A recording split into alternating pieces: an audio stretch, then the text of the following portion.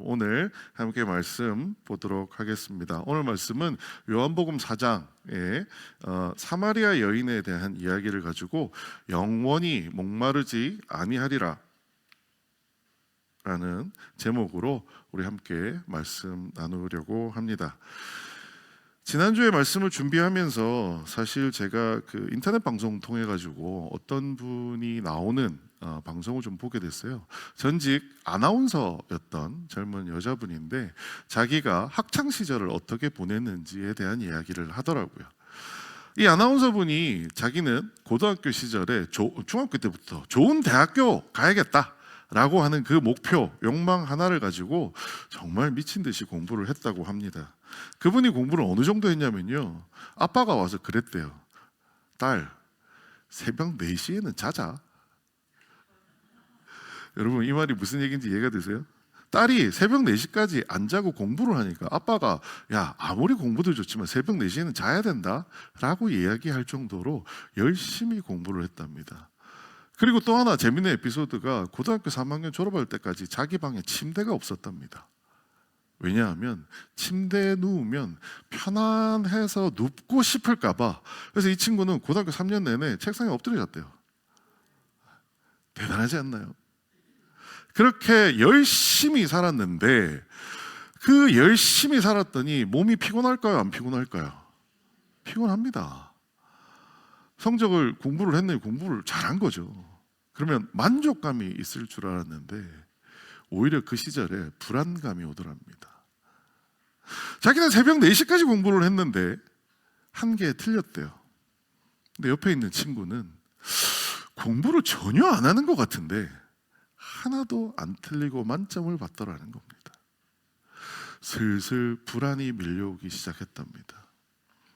어찌저찌 그렇게 자기의 학창시절을 버텨서 결국 대한민국 최고의 대학이라고 하는 그 대학에 입학을 성공하게 됩니다.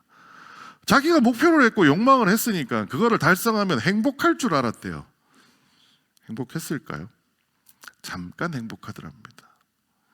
그리고 나서 뭐가 찾아오냐? 공허함이 찾아오더래요.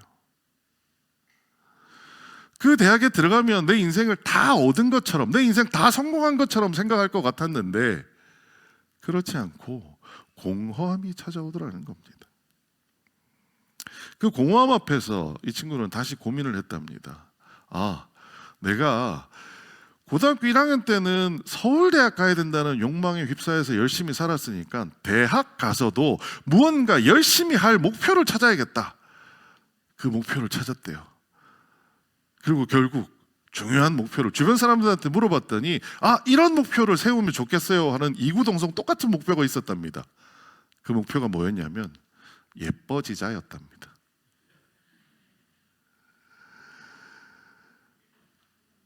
그 친구 얘기를 들어보니까 고등학교 때도 그렇게 열심히 해서 우리나라 최고의 대학을 들어가고요, 대학교 1학년 때도 예뻐지자라고 하는 그 목표 하나를 가지고 하루에 20km씩 달리고 하루에 닭가슴살 3덩어리로 먹고 살았답니다.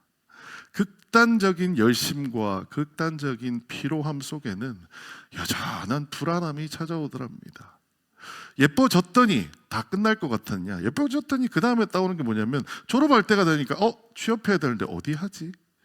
또 취업을 위해서 미친 듯이 달렸답니다. 그래서 결국 이 친구가 어디까지 갔느냐? KBS의 아나운서가 되었습니다. 자기는 다 이루었다고 생각해서 KBS 아나운서 생활을 하다가 번아웃이 왔어요. 그래서 지금 아나운서고 뭐고 다 때려치우고 혼자서 유튜브 하면서 책 보면서 편안하게 살고 있더라고요. 저는 그분의 방송의 이야기를 들으면서 오늘을 살아가는 우리가 사실 정도만 다를 뿐 똑같지 않나? 라는 생각을 했습니다. 여러분, 뭔가 목표를 갖고 있지 않으세요? 뭔가 욕망하는 것들 있지 않으세요? 그래서 그거를 달성하기 위하여 최선을 다해서 달려가지 않나요? 그 과정에서 피로함이 쌓이실 겁니다. 열심히 그렇게 했더니 여러분 마음이 편안하시던가요? 열심히 하는 과정에서도 뭐가 찾아오냐? 불안이 찾아옵니다.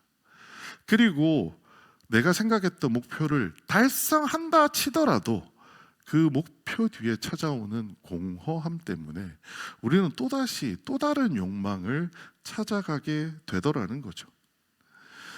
그림을 한번 그려봤습니다. 우리 삶의 악순환이 어떻게 되느냐? 우리는 뭔가 욕망합니다. 더 나은 무언가를 원하고 갈망하고, 그 다음에는 그 욕망을 이루기 위하여 열심히 달립니다. 근데 그 열심 다음에 우리를 찾아온 건 뭐냐? 피로함입니다. 근데 피로함과 동시에 같이 찾아오는 게 뭐냐면 불안함입니다. 내가 이렇게 열심히 한다고 다 될까? 그 친구 같은 경우는 열심히 했고 성공을 해서 자기가 기대한 데를 들어갔습니다. 하지만 많은 사람들은 대부분 실패합니다. 어떠한 욕망의 끝이 도달하게 되면 그 욕망을 이루었으니 혹은 실패했으니 끝나는 것이 아니라 거기에서 오는 그 공허함 때문에 또 다른 욕망을 찾아가는 것이 우리의 모습이 아닌가라고 생각해 봅니다. 오늘 성경 안에는 그러한 삶의 극단을 달려간 한 여자가 등장합니다. 이 여인에 대해서 성경이 이렇게 소개합니다. 사마리아 사람이고 여자이고 물을 기르러 왔는데 6시쯤 물을 기르러 왔다는 겁니다. 오늘 교회 처음 오신 분들은 사마리아인이라고 하는 단어가 뭔지 잘 모르실 거예요. 아마 교회 오래 다니셨던 분들 중에도 사마리아인 뭐지? 라고 생각하실 수 있습니다. 사마리아인이 우리 성경의 주인공이라고 할 수 있는 유대인들에게 사마리아인이 어떤 존재였냐면, 그것을 이해하려면 일제시대에 일본인과 조선인을 한번 생각해 보시면 됩니다. 일제시대에 일본인은 어떤 사람이었어요? 당대 주인공입니다. 그렇죠? 내 나라가 성공한 당대 주인공이라고 생각합니다. 그게 유대인과 같은 모습이고요. 일제시대의 조선인은 어땠을까요? 일본인들한테는 핍박받는 사람이었어요. 멸시받는 사람이었습니다. 마찬가지로 사마리아인은 그런 존재였었습니다. 유대인에게. 또한 오늘날로 이 텍스트를 읽으면 이해가 안 가는 부분일 텐데, 그 당시에 여인이라고 하는 정체성은 사실 엄밀히 말해서는 인격이 존중을 받지 못하는 존재였었습니다. 사마리아인이라고 하는 것만으로도 굉장히 낮은 계급이었고, 여인이라고 하는 것도 더 낮은 계급이었어요. 그런데 여기서 끝나는 게 아닙니다. 이 여자가 몇 시에 물을 기르러 왔냐면 6시에 물을 기르러 왔다는 겁니다. 성경에 6시라고 적혀 있는 것을 요즘 시간으로 바꿔보면요, 낮 12시 정오입니다. 여러분, 성경의 배경이 어디예요? 중동입니다. 여러분, 중동은요 우리나라 여름보다 더 덥습니다. 그런데 그 여름 낮 12시 환경 상상이 되세요? 뜨거운 태양빛이 내려 쬐는 시간입니다. 사실 그 시간에는요, 실제 유대인이나 사마리아나 그 당대 사람들은 밖에 안 나옵니다. 여러분, 우리 뜨거운 여름에 밖에 나가요? 안 나가잖아요. 실내에서 에어컨 틀어놓고 시원하게 지내잖아요. 그런데 이 여자는 언제 물을 뜨러 나왔냐 하면 가장 뜨거운 시간에 물을 뜨러 나왔습니다. 왜요? 아무도 안 만나고 싶어서요. 뒤에 보면 나오겠지만 이 여인은 사람에게 상처를 많이 받은 사람입니다. 사마리아인이라고 하는 것도 낮은 정체성인데 여인이고, 또 하나 사람에게 상처를 엄청 많이 받은 이 여인입니다. 이 여인은 매일같이 우물에 와서 물을 길어야 했습니다. 왜냐하면 목이 마르니까요. 이 여인은 매일 올 때마다 다른 사람들보다 훨씬 불편했어요. 왜냐하면 남들은 다 오는 선선한 시간대에 오는 반면에 또 와서 친한 사람들과 대화하며 이야기 나누면서 스트레스를 풀 수 있는 반면, 이 여인은 아무도 찾아오지 않는 그 떼약볕이 내려지는 시간에 혼자 와서 물을 길러 가야 했기 때문입니다. 오늘도 이 여인은 그 우물에 물을 기르러 찾아왔습니다. 그런데 그 우물에 평소라면 낮 12시에 아무도 없는 게 일반적인데 웬 사람이 하나 우물 곁에 앉아 있는 겁니다. 행색을 보아하니 남자입니다. 그 당시 여인에게 남자를 만나는 것 자체가 불편한 일입니다. 그런데 이 남자를 보니까요, 누구냐 하면 유대인입니다. 복장을 보니까 자기와 같은 사마리아인이 아니라 유대인입니다. 하필이면 나는 내 동족 사마리아인도 만나기 싫어서 낮 12시에 우물가에 왔는데 하필 그 자리에 사마리아인을 그렇게 핍박하고 멸시하는 유대인, 그것도 남자가 앉아 있는 겁니다. 여인의 마음이 어땠을까요? 오늘 재수 못 붙었네. 이 여인은 그 남자를 모른 채 하고 그냥 물만 떠서 가고 싶었을 거예요. 그런데 그 남자가 갑자기 이 여인에게 말을 붙입니다. 뭐라고 얘기하느냐? 예수께서 물을 좀 달라 하시니 이 여자한테 물을 달라고 한 거예요. 이 여자는 그 이야기를 듣고 깜짝 놀랍니다. 왜냐하면 당시에는요, 일본인과 조선인 사이와도 비교할 수 없는 수준의 적대감이 있었습니다. 유대인은요, 사마리아인에게 말도 걸지 않습니다. 심지어 그 당시 풍습에는 사마리아인들이 사는 동네에는 유대인들이 그 사는 동네를 지나가야 한다면 그 동네를 지나가기가 싫어서 이렇게 돌아가곤 했다라고 할 정도로 유대인과 사마리아인들은 말도 안 섞는 사이였습니다. 그런데 그 유대인의 남자가 사마리아인 여자에게 말을 거는 걸 떠나서 뭘 달라고 해요? 물을 달라고 하는 거예요.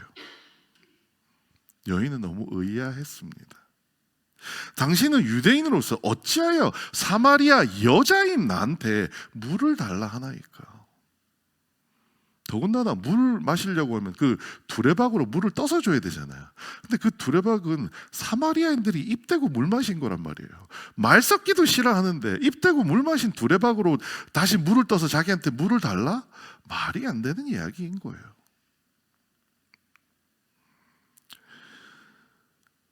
그 이야기를 들은 남자는 그냥 빙그레 웃으면서 여인이 상상하지도 못한 말을 꺼내어 놓습니다. 뭐라고 얘기하냐면, 내가 만일 하나님의 선물과 또 내게 물 좀 달라 하는 이가 누구인 줄 알았다면 내가 그에게 구하였을 것이요. 이게 지금 무슨 얘기냐면, 당신이 내가 누군지 알았다면 내가 당신한테 물을 달라고 하는 게 아니라 당신이 나한테 아마 물을 달라고 했을 겁니다 라고 여자한테 얘기했다라는 거예요. 이게 도대체 무슨 소리예요? 여인은 속으로 생각했습니다. 여러분, 지금 어디 곁에 앉아 있어요? 우물 곁에 앉아 있습니다. 그런데 이 우물이 어디냐면 야곱의 우물이라는 곳인데요, 이 야곱의 우물이라고 하는 것은 우리가 시골에서 만나는 우물과 좀 다릅니다. 우물의 깊이가요 무려 40m에 달합니다. 상상이 되세요? 40m. 빠지면 죽습니다. 웬만한 두레박으로는 물을 뜨지도 못합니다. 그래서 특수하게 제작된 두레박으로만 물을 뜰 수 있는 특별한 우물이에요. 그런데 거기를 지나가던 사마리아인도 아닌 유대인이, 나그네가 야, 당신이 나한테 오히려 물을 달라고 했을 겁니다 라는 얘기가 여인이 듣기에는 말도 안 되는 소리인 거예요. 왜요? 지나가는 사람이 어떻게 40m 깊이의 우물에서 물을 기를 수 있냐라는 거예요. 그리고 그 당시 사람들한테 우물을 파는다, 누군가 우물을 파서 사막에서 물이 솟아나온다라고 하는 것은 어떤 의미를 가졌냐면, 그 당시에 거의 요즘 말로 하면 슈퍼맨입니다. 우리 요즘으로 따지자면 이런 겁니다. 네가 뭐 대통령쯤 돼? 이런 얘기. 그런 사람이나 돼야 우물을 팔 수 있다는 거예요. 왜요? 여러분 상상해 보세요. 40m 땅을 판다는 게 가능한 얘기인가요? 웬만한 어떤 재력이나 권력을 갖고 있지 않고서는 땅을 못 파는 거예요. 그런데 지금 이 우물 곁에 앉아 있는 한 남자가 뜬금없이 내가 당신한테 물을 달라고 하기는 했지만 당신이 내가 누군 줄 알았다면 당신이 나한테 물을 달라고 했을 겁니다 라고 얘기하는 거예요. 한마디로 여인이 생각하기에는 말도 안 되는 소리를 하는 거예요. 말도 안 되는 소리를. 그래서 여인이 뭐라고 얘기하냐? 주여, 물기를 그릇도 없고 이 우물은 깊은데 어디서 당신이 그 생수를 얻겠사옵나이까? 당신이 뭔 재주로 물을 기를 수 있다고 내가 당신한테 물을 달라고 할 수 있겠어요? 라고 반문하는 이야기입니다. 그랬더니 그 남자가 더 뜬금없는 이야기를 합니다. 뭐라고 얘기하냐면, 물을 마시는 자마다 다시 목마르려니와 내가 주는 물을 마시는 자는 영원히 목마르지 아니하리니 그 속에서 영생하도록 솟아나는 샘물이 되리라. 여러분, 이 말이 이해가 되세요? 우물에 와서 물을 마시려고 하는 사람들 대부분 우물에서 물을 마시면 갈증이 어떻게 돼요? 해소됩니다. 하지만 조금 더 지나면 갈증이 또 어떻게 돼요?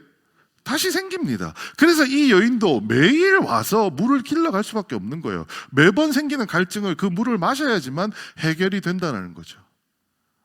근데 이 남자가 지금 무슨 얘기를 하냐면 이렇게 계속돼서 갈증이 생기는 물이 아니라 한 번만 마시면 뭐라고 지금 얘기하느냐 하면 영원히 목마르지 않는 네 안에서 샘솟는 물이 나올 거야, 이렇게 이야기를 하는 거죠.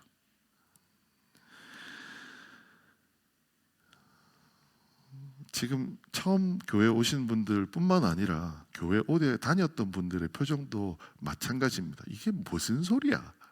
네. 이게 무슨 소리야? 근데 여러분 잘 듣고 계신 게 맞습니다. 왜냐하면 사마리아 여인도 여러분과 똑같은 반응이었어요. 이게 도대체 무슨 소리야? 여인이 너무 당황스럽고 너무 황당해서 뭐라고 얘기하냐면, 여자가 이르되 주여 그런 물을 내게 주사 목마르지도 않고 또 여기 물을 길르러 오지 않게 하옵소서. 성경에는 뭔가 거룩한 얘기처럼 적혀 있는데요, 요즘 말로 바꿔서 얘기하면 이겁니다.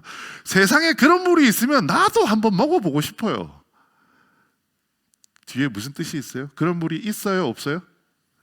그런 물이 없다라는 거예요. 세상에 그런 물, 여러분 그런 물 혹시 아세요?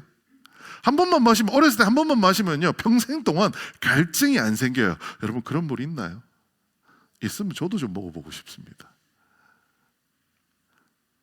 이 여인의 반응도 똑같습니다.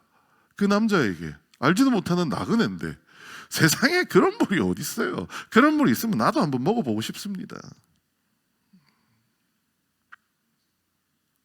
그 남자가 이번에는 생각지도 못한 뜬금없는 이야기를 꺼냅니다. 이번엔 여인에게 뭐라고 이야기하냐면, 가서 내 남편을 좀 불러오세요 라고 얘기하는 겁니다. 여인은 이 얘기를 듣는 순간 속으로 뜨끔했습니다. 왜냐하면 그 여인은 낮 12시에 물을 기르러 오는 사실 이유가 있었어요. 뭐냐 하면 5번 파혼당한 이력을 가진 사람입니다. 요즘 대한민국의 이혼은 그렇게 큰 흠이 아닙니다. 그렇게 되었습니다. 그런데요, 만약에 여러분 한번 생각해 보세요. 누군가 5번 이혼했다. 어떨 것 같으세요? 여러분이 생각해도 그거는 여자한테 좀 문제가 있는 거 아니야? 이런 생각이 들지 않으세요? 요즘의 시선에서도. 그런데 이 여인은 그 옛날에 이혼이라고 하는 걸 볼 수도 없던 그 시절에 무려 5명의 남자에게 파혼당한 경험을 가지고 있는 사람입니다. 그런데 지금 그 우물가에 있는 나그네 지나가던 사람이 뭐라고 얘기해요? 네 남편 좀 데려오세요 라고 얘기한 거예요. 여인은 속으로 깜짝 놀랐습니다. 이 사람이 혹시 내 사정을 다 알고 있나? 에이, 그럴 리는 없지. 그래서 여자는 아무렇지 않게 자기를 감춥니다. 뭐라고 얘기하냐면, 여자가 대답하여 이르되 나는 남편이 없나이다. 그 나그네가 내 사정을 어떻게 알겠어요? 그래서 뭐라고 했냐면 나는 남편이 없습니다. 근데 그 나그네 남자분이 대답을 하는데 뭐라고 얘기하냐면, 예수께서 이르시되 내가 남편이 없다 하는 말이 옳도다. 너에게 남편이 5이 있고 지금 있는 자도 내 남편이 아니니. 예수님은 그 우물가에 있는 남자는 그 여인의 상황을 정확하게 알고 있었어요. 근데 여기에서 재밌는 건 이겁니다. 내 말이 어떻다고요? 옳도다라고 이 여인을 긍정해 주시는 겁니다. 당대 대부분의 사람은 5번 여자가 5번 남자에게 파혼당했다는 얘기를 듣는 순간 이 여자에게 뭐가 찍혀요? 낙인이 찍힙니다. 그리고 그 여인을 손가락질하고 그 여인에게 무슨 문제가 있다라고 생각하기 쉬운 거죠. 사실 우리도 그렇지 않나요? 여러분, 우리 마음에 아무한테도 안 보여준 나만의 비밀 하나씩 다 갖고 있지 않으세요? 만약에 그러한 비밀스러운 나를 누군가가 알게 된다면 사람들은 날 미워할 거야. 그래서 어떻게든 이거를 꼼꼼 숨겨야지. 여러분, 그런 거 있지 않으세요? 제가 들었던 재밌는 얘기 중에서 목사들 사이에서 그 교회는 10계명이라고, 교회 안 다니시는 분도 들어보셨을 겁니다. 하나님이 주신 10계명이라고 하는 게 있는데요, 목사들 사이에서 재밌는 소리, 우스갯소리를 하는 얘기 중에 목사들에게는 10계명이 아니라 11계명이 있다고 합니다. 10가지 계명은 다른 사람하고 똑같은데요, 마지막 한 계명이 있습니다. 그게 뭐냐면 들키지 말자입니다. 근데 사실 우리도 똑같지 않나요? 안 들키고 싶은, 내 안에 감추고 싶은 나만의 비밀을 가지고 있는 것이 우리의 삶 아닌가요? 그런데 예수님은 그러한 그 여인의 과거를 다 알고 있으면서도 그 여인을 책망하거나 그 여인에게 손가락질하지 않으시고 뭐라고 얘기하셨냐면 네 말이 맞다, 긍정해 주셨다라는 겁니다. 여자가 봤더니 그 남자가 오늘 처음 보는데 용한 거예요. 요즘 말로 이야, 용하다. 어찌 내가 우리 집에 남편이 5명이나 파혼하고 이런 걸 어떻게 알지? 그래서 여인이 뭐라고 했냐면, 여자가 이르되 주여 내가 보니 선지자로소이다. 성경책에 이렇게 적혀 있는 거예요. 요즘 말로 바뀌면 이겁니다. 우와, 점쟁이네요, 점쟁이. 그걸 어떻게 알았어요? 여인이 그 남자에게 이렇게 얘기한 겁니다. 점쟁이네요. 우리는 자기의 잘못이 누군가한테 드러나면 기뻐요, 경계해요? 경계합니다. 이 여인도 자기의 문제점을 예수님이 알고 있다는 사실을 발견하자마자 이 여인은 예수님을 경계합니다. 그래서 이 여인이 참 똑똑했던 것 같아요.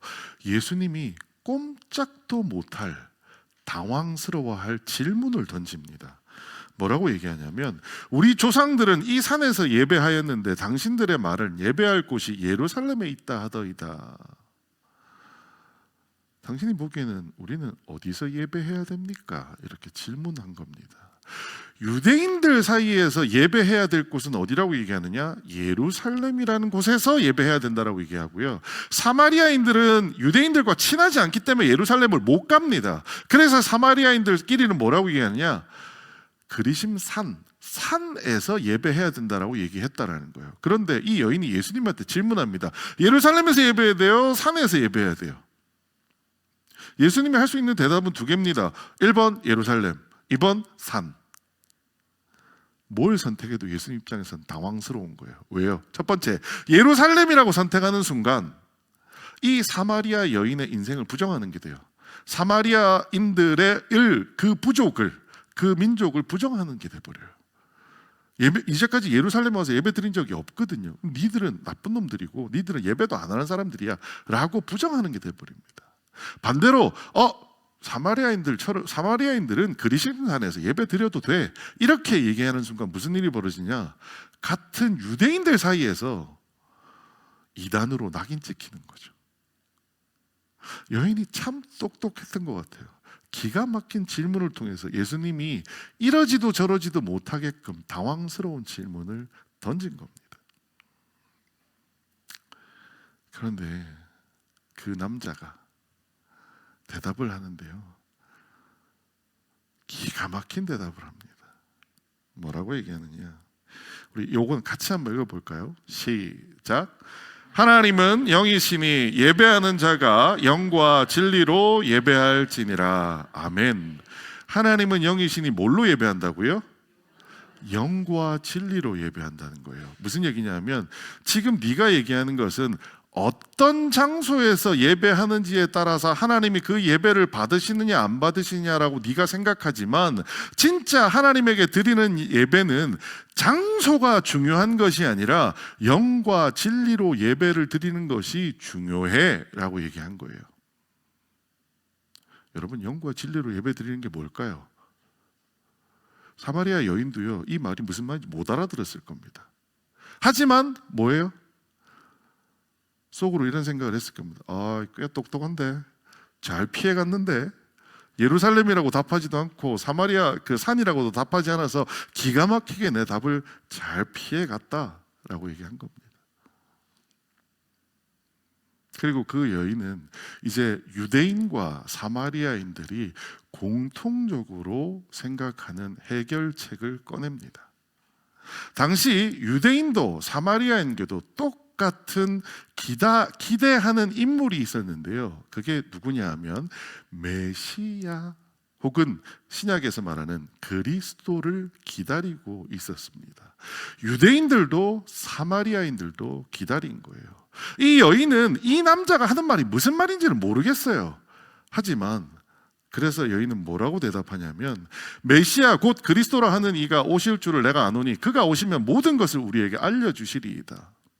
내가 지금 당신이 말하는 영과 진리가 무슨 소린지는 모르겠는데, 당신네 유대인들이나 우리 사마리아인들이 그렇게 기대에 맞지 않는 그리스도 메시아가 이 땅에 오시게 되면 지금 내가 못 알아들었던 그 이야기를 알기 쉽게 잘 설명해 줄 겁니다 라고 이야기하는 거죠.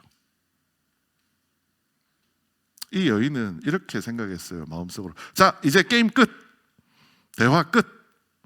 메시아가 나왔는데 여기서 무슨 얘기를 더 하겠어?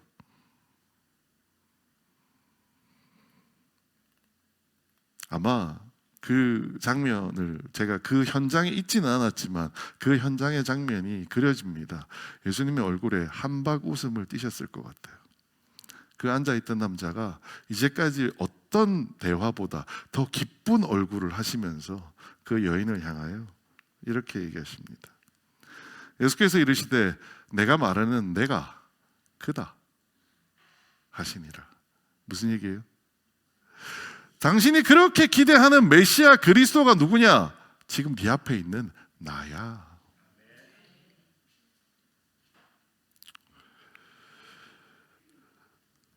그 얘기를 들으니까 여자가 갑자기 앞에 앉아있던 그 사마리아 여인이 갑자기 머리가 팽팽팽팽팽팽 돌기 시작합니다. 처음 그 남자를 만나서부터 우리가 나누었던 대화, 모든 것들을 하나하나 복기해 봤더니 생각하면 생각할수록 이해할 수 없었던 그 많은 것들이 왜 그랬던 거예요? 그분이 메시아였기 때문이라는 거예요. 그 여인이 어떻게 하느냐? 여자가 물동이를 버려들고 동네에 들어가서 사람들에게 이르되 하며 사람들에게 가서 내가 오늘 여기서 메시아를 만났다라고 외치고 다녔다라는 거죠. 그런데 여기에 저는 한 구절을 주목합니다. 뭐를 버려두었다고요? 여러분, 물동이가 뭐였나요? 이 여인의 생명과도 같은 거였습니다. 매일 우물에 오는 이유가 뭐였어요? 겉으로는 물을 먹기 위해서였지만 실제 뭐예요? 살기 위해서 오는 거예요. 살려면 그 우물에 물을 떠야 돼요.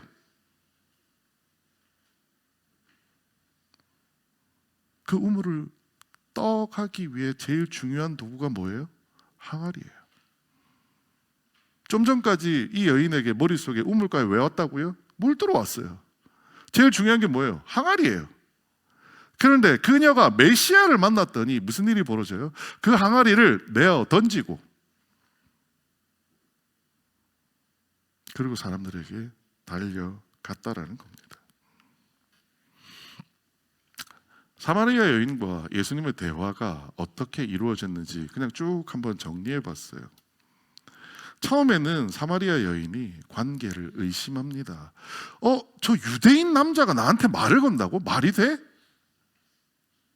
두 번째, 예수님의 능력을 의심합니다. 아니, 당신이 뭔데 40m 깊이에 있는 그 우물을 팔 수 있다는 거야? 세 번째, 예수님이 약속하시고 선물하셨던 그 샘물이 세상에 존재할 리가 없다고 비웃습니다.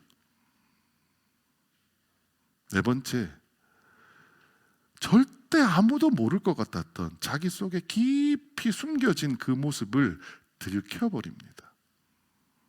네 번째, 그 들킴으로 인해서 상대방을 밀어내기 위하여 예수님을 당황하게 만드는 질문을 합니다. 다섯 번째, 유일하게 피할 수 있는 메시아 이름을 앞에 두고 이 여인은 대화를 빨리 끝내려 도망갑니다. 하지만 결국은 어떻게 됐어요? 그곳에서 전혀 생각지도 못했던 메시아를 만나게 되었다라는 겁니다. 오늘 본문을 시작할 때 사실 저는 사마리아 여인 입장에서 오늘 본문을 설명했는데요. 실제 오늘 본문 중에 보면 4장 4절에 이런 표현이 나옵니다. 예수께서 사마리아를 통과하여야 하겠는지라 라고 되어 있습니다. 근데 여기에 하겠는지라라고 표현되어 있는 게 한국어는 번역이고요. 실제 헬라어를 보면요, 예수님께서 의도하여 계획하여 사마리아에 가셨다라는 겁니다. 여인은 매일 일상처럼 우물에 왔습니다. 그런데 예수님은 어떻게 기다리셨다고요? 작정을 하고 이 여자를 만나러 절대 안 가는 그 사마리아 동네 우물 곁에 앉아 계셨다라는 거예요. 우연이 아니라는 겁니다. 예수님은 작정을 하셔서 그곳에 앉아 계셨다라는 겁니다. 저는 오늘 이 말씀을 준비하면서 이런 생각을 했어요. 아까 처음 시작하면서 한 아나운서의 삶의 쳇바퀴를 말씀드렸습니다. 욕망을 하고요, 그 욕망을 이루기 위해 열심히 살고요, 그 열심히 이루려다 보니 피곤하고 불안이 찾아옵니다. 그래서 또 다른 욕망을 만들어가는 것이 우리 삶의 쳇바퀴입니다. 이 사마리아 여인도 마찬가지였던 것 같아요. 5번의 이혼의 과정이 다 뭐였을 까요? 처음에는 저 남자라면 내가 믿고 살만해 라고 욕망하고 결혼했을 겁니다. 그리고 그 남자를 어떻게든 같이 살기 위해서 열심히 살았을 거예요. 사는 과정에 피로함을 느꼈습니다. 그리고 살면 행복할 줄 아는데 그 사람이 또 날 버리면 어떨까 하는 그 불안감을 안고 살았을 거예요. 아니나 다를까 그 남자랑 헤어집니다. 이 과정을 몇 번을 해요? 5번을 하는 겁니다. 여러분, 오늘 우리는 어떤가요? 여기 뭐 이혼하신 분이 있는지 이건 잘 모르겠습니다만 이혼의 문제가 아니고요. 이렇게 한번 생각해 보시죠. 여러분, 학창 시절에 욕망이 있지 않으셨어요? 달성해 보셨나요?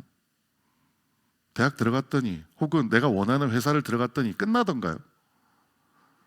또 다른 욕망이 시작됩니다. 그렇지 않던가요? 가정을 이루면 이 피곤한 직장 생활이 이겨낼 수 있을 것 같아가지고 결혼을 했는데 가정 생활이 또 다른 피곤함으로 다가옵니다. 그렇지 않던가요? 자식을 낳아서 키우면 이 자식들이 나를 기쁘게 해줄 거야. 그렇죠. 한 10살까지는 그렇습니다. 근데 애들이 한 중학교쯤 들어갔더니 아이 세상에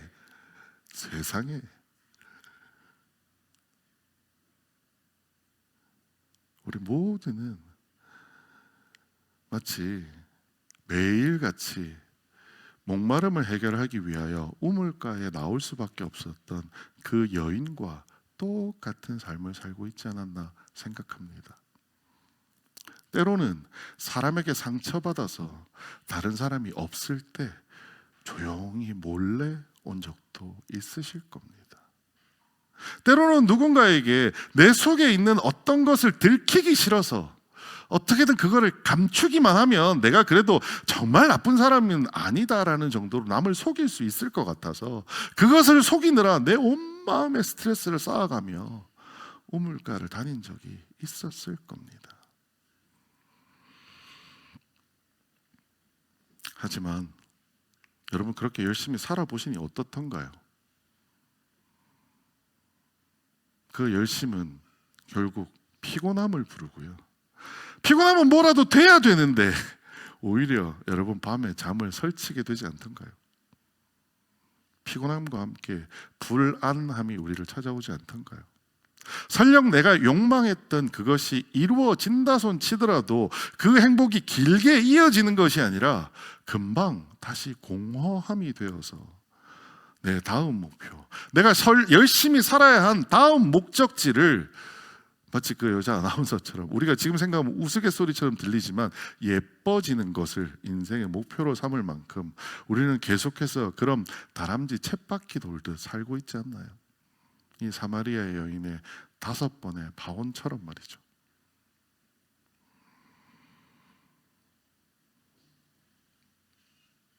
어떻게 보면 오늘 처음 교회에 나오신 분들은 또 하나의 우물을 찾아서 오신 걸 수 있습니다. 이곳에 와서 뭔가 괜찮은 거 있나? 뭐 크게 기대는 안 하셨을 거라고 생각해요. 요새 교회가 좀 그러니까. 하지만 여기에 와서도 뭔가 또 하나 얻을 수 있지 않을까라는 기대로 오셨을 수 있습니다. 뭐가 있을까요?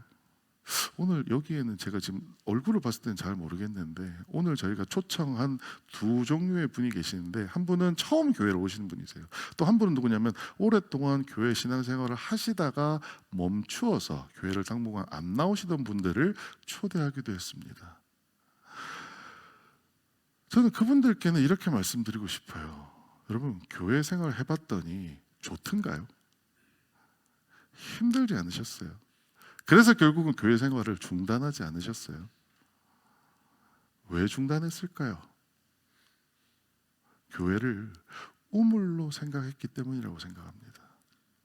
내가 가지고 있는 갈증을 밖에서 해소하기 위한 것 중에 한 개였어요. 직장을 통해 해소할 수도 있고, 대학을 통해 해소할 수도 있고, 자녀를 통해 해소할 수도 있고, 교회를 통해서도 해소할 수 있다는 거죠. 그렇게 교회에 와서 열심히 신앙생활을 했더니 교회 안에서도 똑같이 피로가 찾아오고 불안이 찾아오지 않으시던가요? 그래서 결과적으로는 그냥 교회 다닌다고 해서 뭐 좋아지는 것도 없는 것 같은데 하고 교회 생활을 멈추시는 분들 전 많이 봤습니다.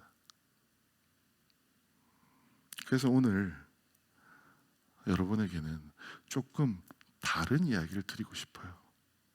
교회는요, 우물이 아닙니다. 여러분, 교회를 다닌다고 해서 내 문제가 해결된다고요? 안 됩니다. 진짜 중요한 게 뭔지 아세요? 그 우물 곁에 앉아 있는 나와는 전혀 어울릴 것 같지 않은 그 남자와 대화를 시작하는 것이 그게 신앙생활입니다. 교회에 나와서 우리가 뭔가를 한다고 해서 되느냐? 안 된다니까요. 누군가는 이렇게 얘기할 수 있습니다. 저 교회에서는 안 되는데요, 이 교회에 오면 돼요. 아니요, 그것도 말도 안 되는 소리입니다. 저 교회에서 안 되면 이 교회에서도 안 돼야죠. 그게 맞죠. 우리의 문제는 뭐였다고요? 교회도 우물로 생각했다는 겁니다. 매번 은혜 받아 가기만 하면 된다라고 생각한 거예요. 그 우물가에 앉아있는 그 한 남자는 만나지 않은 채 우리를 만나려고 거기서 그렇게 기다리고 계시는데 그분은 안 만나고 와서 맨날 물만 떠가져 가는 거예요.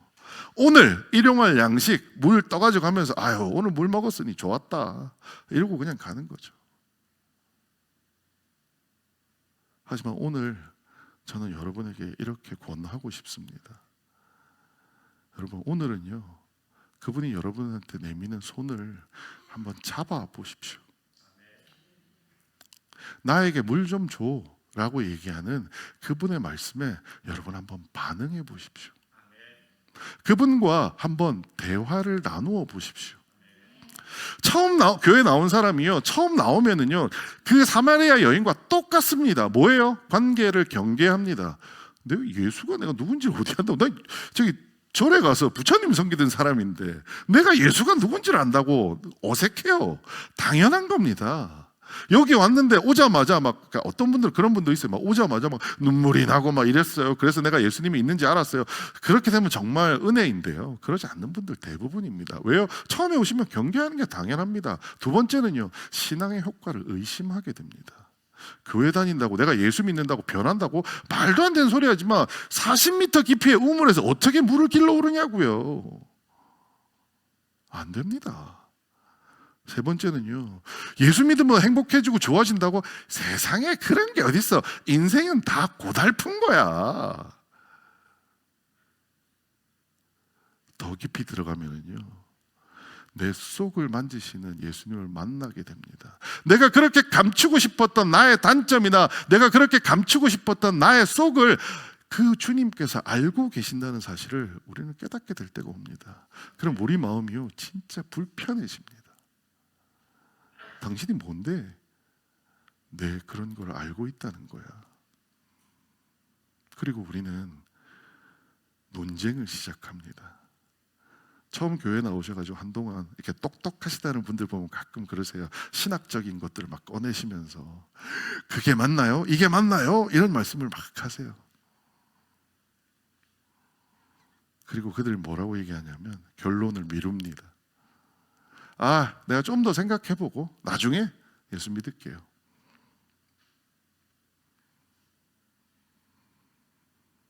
오늘 여러분은 어떠세요?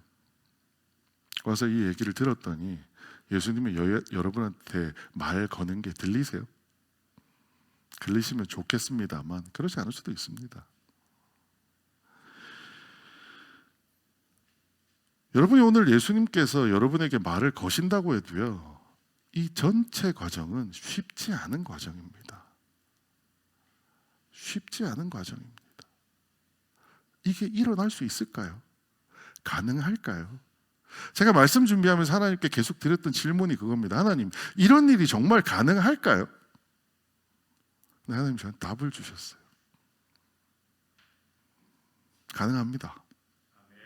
왜 가능한지 제가 증명해 드릴게요. 오늘 처음 오시는 분들, 여러분에게 교회 한번 가보자 라고 한 사람 옆에 있으시죠? 그분 얼굴 한번 쳐다보세요. 교회 한번 가보자 라고 얘기한 그분 얼굴 한번 쳐다보세요. 그분들이 누구냐 하면 이게 가능하다라는 증인들입니다. 여러분을 이 교회에 인도하신 분들은요, 그분들 저처럼, 어떤 분들은 저처럼 모태신앙일 수도 있지만 우리 교회 초대교회에 계신 많은 분들은요, 뒤늦게 신앙을 가지신 분들입니다. 예수님께 그들은 철저하게 관계를 경계했던 분들입니다. 부인이 교회 나오는 것을 핍박하셨던 남편도 있습니다. 그렇게 관계를 경계하시는 분들, 신앙의 효과를 의심하셨던 분들, 야, 교회 간다고 해서 뭔가 행복해지고 좋아지는 게 있다고, 에이, 그런 게 있을 리가 있어. 내가 온갖 거 다 해봤는데 그런 건 없어. 그랬던 분들이요, 지금 어떻게 하셨다고요? 여러분한테 쫓아가서 자기 인생을 짊어지던 그 물 항아리를 교회에다가 집어 던지고요, 여러분한테 달려가가지고, 야, 교회 한번 와봐. 거기 뭐가 있다니까? 여러분 들어오는 길에 스티커 막 붙여놓은 거 보셨어요? 스티커 붙여놓은 게 뭐냐면요, 여러분들을 초대하기 위한 우리 교회 성도님들이 여러분의 이름을 적어두고 한 달 전부터 한 분이 와서 기도할 때마다 그분을 위해서 기도하고 갖다가 스티커 붙이는 거예요. 그러니까 보시면 어떤 종이는 밑에 흰색 부분이 안 보일 정도 스티커가 잔뜩 붙어 있을 겁니다. 왜요? 여러분을 위해서 미리 준비했다는 겁니다. 오늘 저희는 이 날을 뭐라고 불렀느냐? 마중날이라고 불렀습니다. 왜 마중날이라고 불렀느냐? 우리 성도들이 여러분을 환영하기 위해서 미리 마중하는 마음으로 한 달 동안 기도했거든요. 그런데 오늘 말씀을 준비하면서 더 놀라운 사실을 알았습니다. 여러분, 진짜 마중 나오신 분은요, 우리 한 사람 한 사람이 아니라 예수님이라는 사실입니다. 내가 이곳을 지나가야 하겠는지라라고 하는 그 표현 속에서 말씀하셨던 것처럼 예수님은 여러분 한 분 한 분을 위해서 이미 마중 나와서 우물가에 그 뜨거운 태양빛, 누구도 지나가지 않는 그 사마리아의 우물 곁에 앉아서, 야, 내 너 올 거 알고 있어, 빨리 와, 이렇게 기다리셨다라는 거예요. 그 예수님을 오늘 한번 만나고 가시면 좋겠습니다. 예수님은 우리의 능력이 아닌 예수님이 가지신 사랑으로 그 지난한 과정들을 이끌어 가신다는 겁니다. 만일 우리가 사람이 그 사마리아 여인을 설득하려 했다면, 저 같으면 아까 0부터 6까지 있었는데요, 한 3쯤에서 그만뒀을 것 같아요. 난 못하겠어, 이 사람한테는. 그런데 예수님은 어떠세요? 그 사람이 듣기에는 무슨 말인지도 못 알아들을 것 같은 그런 이야기를 하면서 끝까지 데리고 가서 마지막에 뭐라고 하세요? 내가 네가 기다리던 그 메시아야. 마지막에 자기를 드러내시고 만나 주신다는 거죠. 왜요? 예수님께서 그분을 사랑하기 때문입니다. 오늘 처음 오신 분들은 상상이 안 될 거예요. 내가 그 양반이 누군지도 모르는데 그 양반이 나를 어떻게 사랑한다는 거야. 예수님은 성경 속에서 말씀하셨습니다. 우리 모두를 이미 오래전부터 사랑하시는 분이라는 겁니다. 그런 말씀을 기억하면서 오늘 이 말씀을 한번 상기하면서 함께 했으면 하는 찬양이 하나 있습니다. 이 찬양은 우물가의 여인처럼 오늘 딱 이 말씀을 가지고 어떤 한 음악을 하시는 분이 곡을 만드신 찬양입니다. 이 찬양 1절과 3절을 하실 텐데요, 3절을 부를 때는 우리 처음 오시는 분들을 향해서 우리가 함께 불러드린다는 마음으로 이 찬양 함께 불렀으면 좋겠습니다. 우물가의 여인처럼 난 구했네 찬양 함께 하도록 하겠습니다. 우물가의 여인처럼 난 구했네,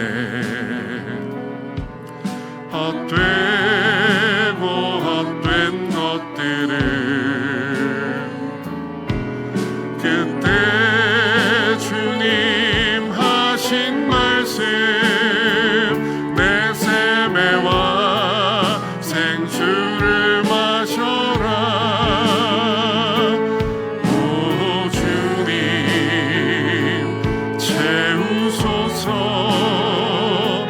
나의 잔을 높이는니다. 하늘 양식 내게 채워주소서 넘치도록 채워주소서. 내 친구야 거기서 돌아오라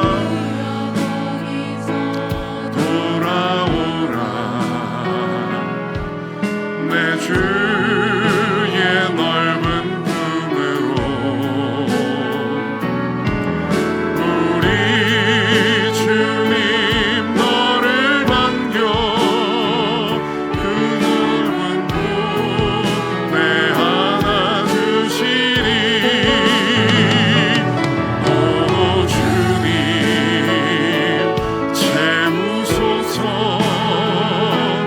나의 잔을 높이는니다.